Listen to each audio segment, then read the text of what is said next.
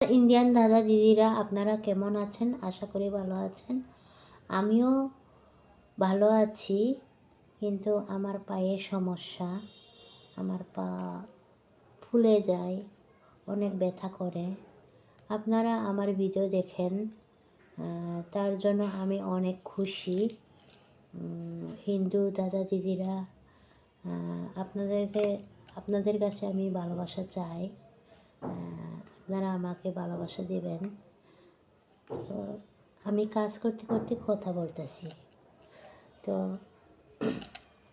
আপনারা সবাই আমাকে ভালোবাসবেন। আমি অনেক গরিব, কাজ করে খেতে হয়, অনেক কষ্টের কাজ। আপনারা বুঝেনি, একটা বাসায় কাজ করতে গেলে কত কষ্ট, কত যন্ত্রণা